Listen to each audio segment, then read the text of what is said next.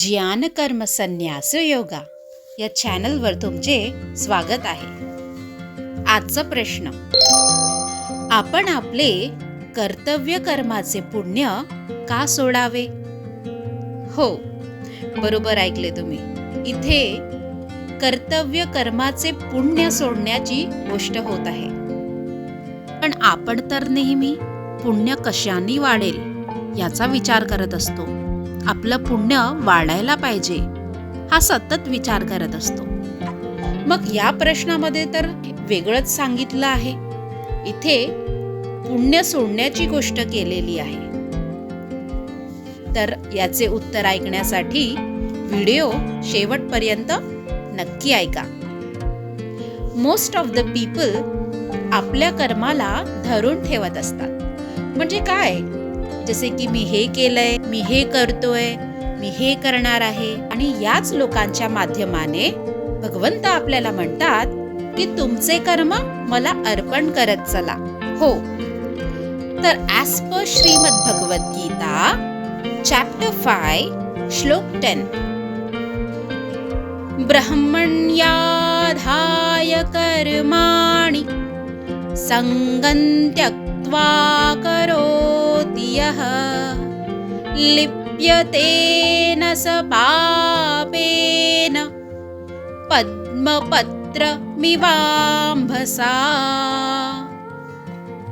तर भगवंत श्रीकृष्ण इथे एक सुंदर उदाहरण देतात या श्लोकाच्या माध्यमाने. कमळाचे पान पाण्यात असते, पण पाणी त्याला चिटकत नाही. त्याचप्रमाणे असा कर्मयोगी म्हणजे फळाची अपेक्षा न करता निस्वार्थ भावनेने आपले कर्तव्य किंवा कर्म पार पाडणारा व्यक्ती.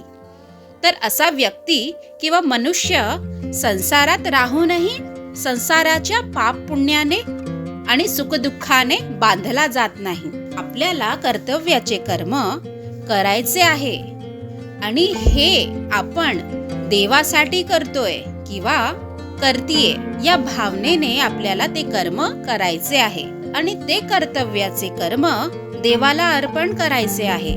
म्हणजे दिवसभराचे जेही आपले कर्तव्य कर्म आहे ते आपल्याला देवाला समर्पित करत जायचे आहेत. मोस्ट ऑफ द टाइम आपल्याला वाटतं देव आपले पुण्य घेऊन जातात आणि आपल्यासाठी पाप ठेवतात. बरोबर नाही. तर भगवंत म्हणतात, न मी कोणाचा पाप घेत असतो न कोणाचा पुण्य.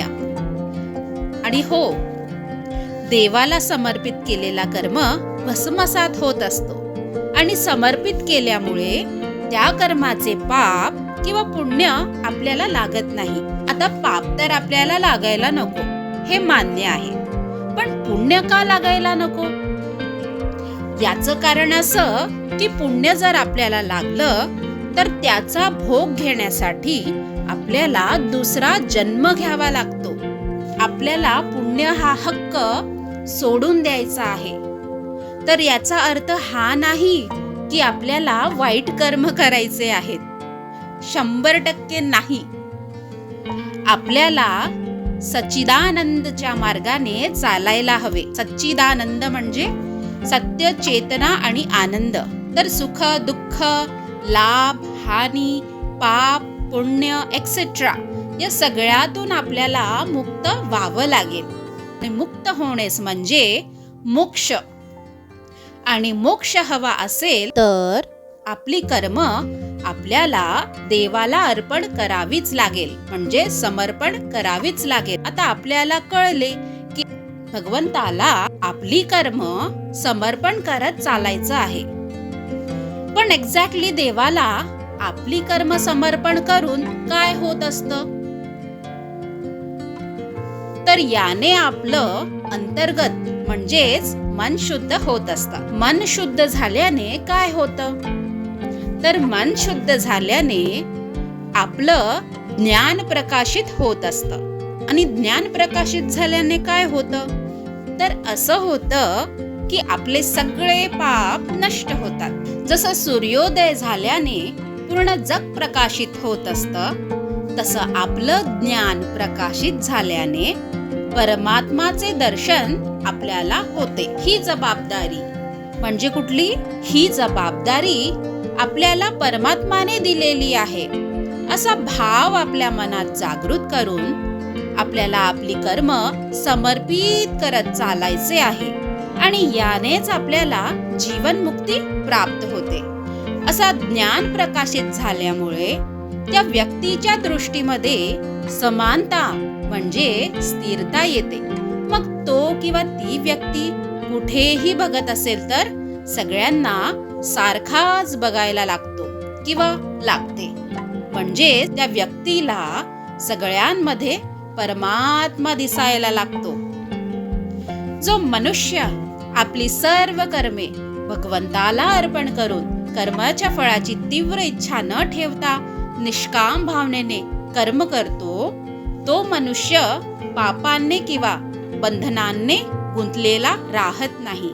तर ह्याचप्रमाणे हा श्लोक आपल्याला सांगतो की आपल्याला आपले कर्तव्य कर्माचे पुण्य सोडायचे आहे आणि कर्तव्य देवाला समर्पित करायचे आहे. व्हिडिओ जर इंटरेस्टिंग वाटला असेल तर नक्की लाईक करा.